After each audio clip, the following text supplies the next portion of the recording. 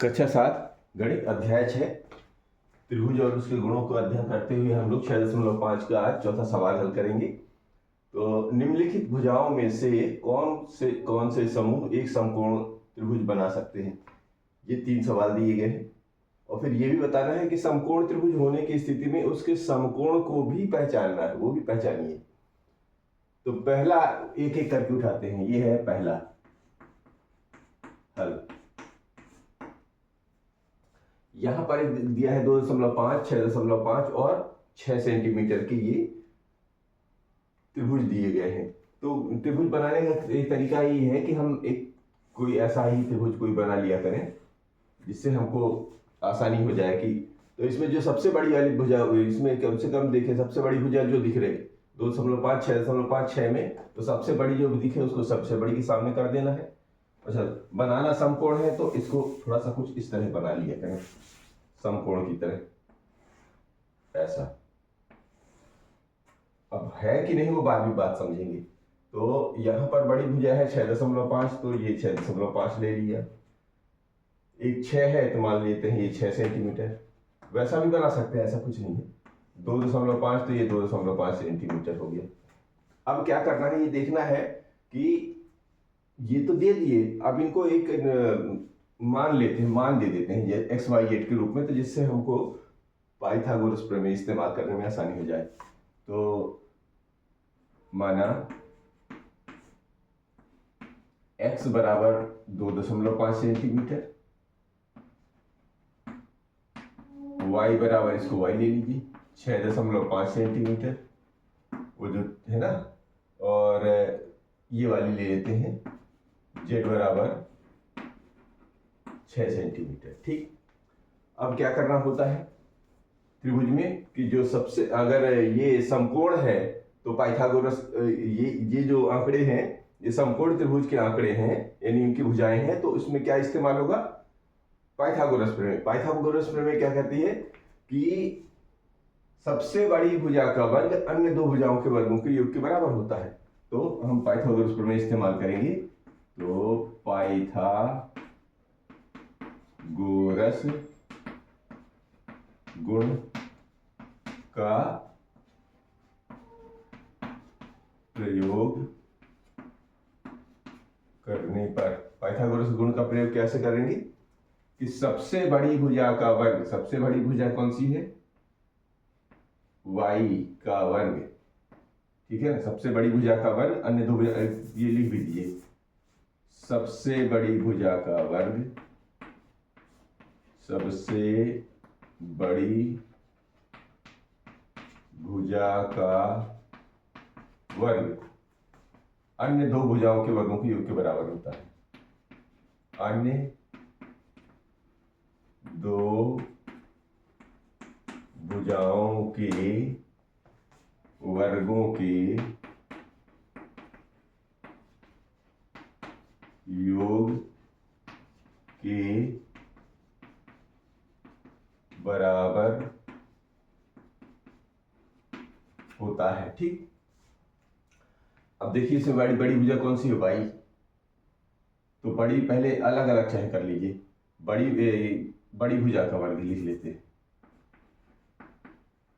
बड़ी भुजा का वर्ग, बड़ी भुजा यानी y का वर्ग, y का वर्ग कितना है 6.5 का वर्ग, और 6.5 का वर्ग निकालेंगे तो ये आता है 42.25 आता है, ठीक है ना। 6.25 है, इसका हल करेंगे तो आ जाता है 42.25 आता है। इसका वर्ग करेंगे यानी 6.5 में 6.5 गुणा करने पर इतना आता है, तो इतना सेंटीमीटर आ जाएगा। अब अन्य दो भुजाओं के वर्गों का योग, अन्य भुजाओं के वर्गों का योग, योग माने जोड़। अन्य भुजाएं कौन कौन सी हैं, x और z बचे हैं, यानी x का वर्ग धन z का वर्ग निकालना है। तो x का कितना है 2.5, तो 2.5 का वर्ग और 6 का वर्ग, ठीक है।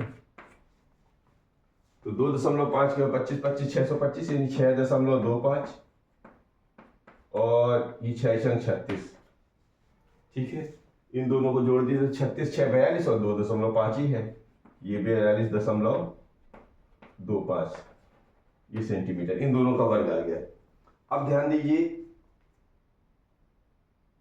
इससे कि सबसे बड़ी भुजा का वर्ग जो इस्तेमाल किया है अन्य दो भुजाओं के वर्गों के योग के बराबर है क्या इस बड़ी भुजा, यानी क्या, अतः यहां पर लिखेंगे y का वर्ग यानी बड़ी भुजा का वर्ग क्या x स्क्वायर धन z स्क्वायर के बराबर है। देखेंगे y का मान भी ये देखिए ये इतना निकला था और इसका मान भी इतना ही निकला है, ये दोनों बराबर हैं, तो लिख देंगे कि ये y का वर्ग की जगह लिख देंगे 42.25 सेंटीमीटर बराबर 42.25 सेंटीमीटर, ये बराबर है, ठीक है। एक तो ये हल हो गया कि ये दोनों बराबर हैं, अतः समकोण त्रिभुज बनना है। तो क्या करेंगे, कौन से समूह समकोण त्रिभुज बने, तो ये समूह समकोण त्रिभुज बना सकता है। यह समूह समकोण त्रिभुज बना सकता है। एक तो पहले ये इसकी जवाब हुआ, अभी इसका भी जवाब दिया। समकोण त्रिभुज होने की स्थिति में समकोण को पहचानिए।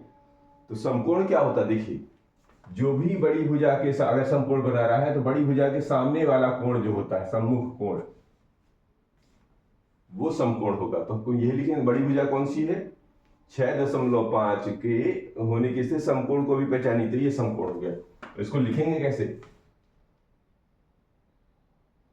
6.5 सेंटीमीटर के सामने वाला कोण समकोण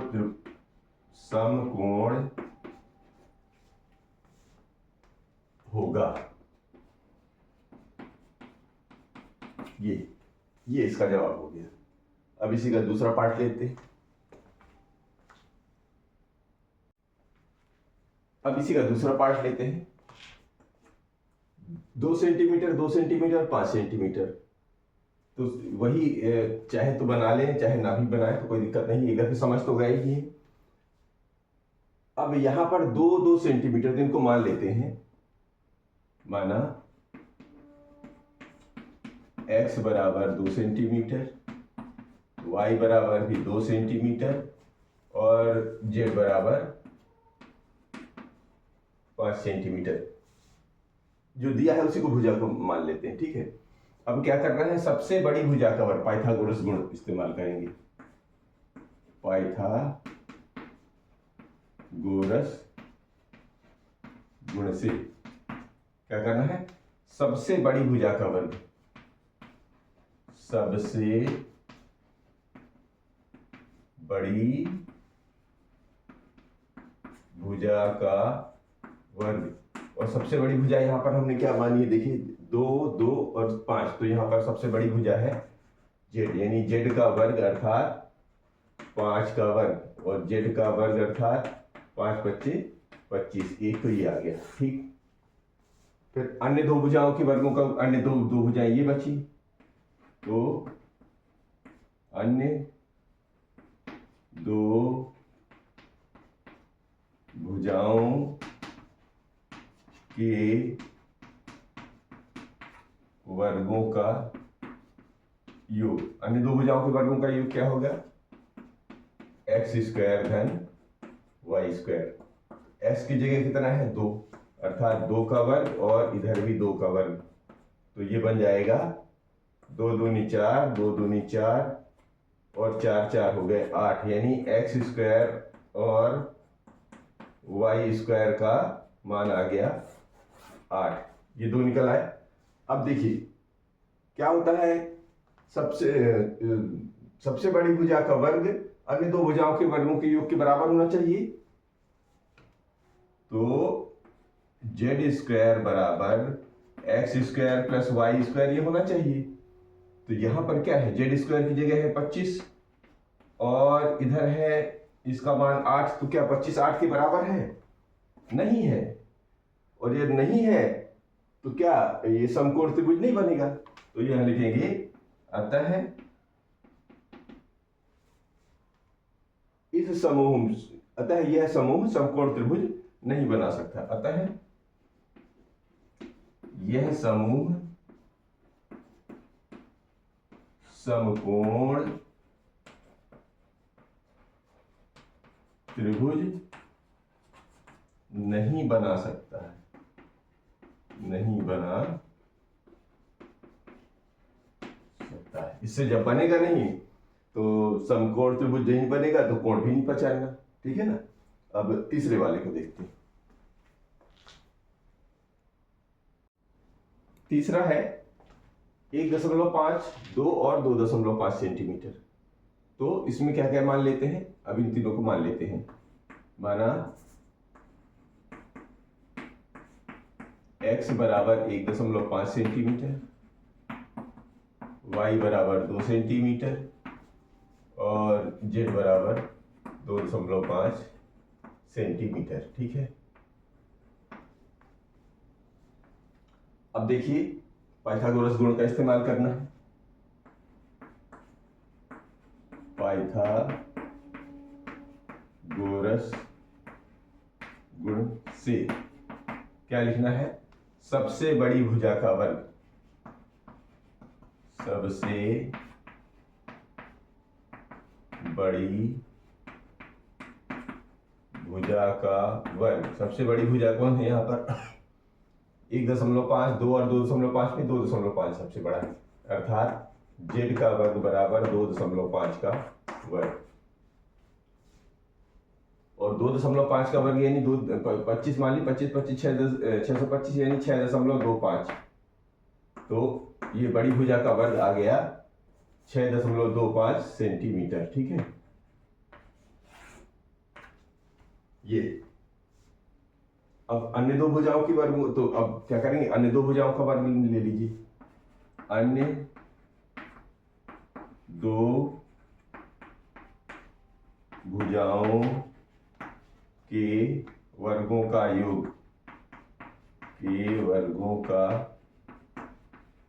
योग कैसे होगा, इधर x और y बचे हैं तो x स्क्वायर धन y स्क्वायर, x की जगह कितना है 1.5, तो 1.5 का वर्ग और y की जगह कितना है 2, तो ये 2 का वर्ग। ठीक। तो 1.5 यानी 15 15 225 यानी 2.25 और 2 दूनी 4, ये हो गया।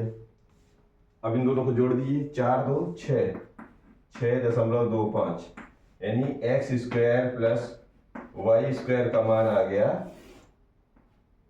6.5 सेंटीमीटर वाला। ठीक है। अब पाइथागोरस प्रमेय के आधार पर क्या होता है, बड़ी भुजा का वर्ग अन्य दो भुजाओं के वर्गों के योग के बराबर होता है, अर्थात अतः इस z का मान, z स्क्वायर का मान x स्क्वायर वाई स्क्वायर के बराबर होना चाहिए। और ये आया है 6.25 और इसका मान भी आया है 6.25। ये दोनों बराबर हैं, ये दोनों बराबर हैं। तो इस स्थिति में क्या बनता है, यह समूह समकोण त्रिभुज बना सकता है। अतः ये हो गया। तो लिखेंगे यह समूह समकोण त्रिभुज बना सकता है। ये तो यहां का जवाब हुआ। अब यहां का भी जवाब देना है। समकोण त्रिभुज होने की स्थिति में उसके समकोण को पहचानिए। तो समकोण कहां पर मिलता है, देखिए अब तो ये क्लियर हो गया। समकोण त्रिभुज बन रहा है, तो ये समकोण त्रिभुज ऐसा बना लीजिए। तीसरे वाले का सबसे बड़ी भुजा कौन सी थी निकल के आई है? सबसे बड़ी भुजा निकल के आई है 2.5, तो ये 2.5 हो गया। उससे छोटी कोई दूसरी दोनों ले लीजिए, तो ये 2 सेंटीमीटर कर दीजिए, एक को 1.5 सेंटीमीटर कर दीजिए। तो समकोण कहाँ बनता है? बड़ी भुजा के सम्मुख, ये यहां पर बनेगा समकोण। बड़ी भुजा के सम्मुख बना कोण समकोण होता है। तो यहां पर लिख सकते हैं बड़ी भुजा 2.5,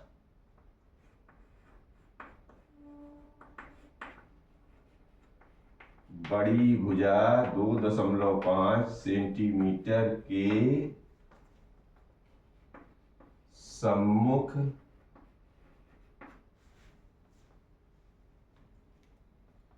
बना कोण समकोण होगा। समकोण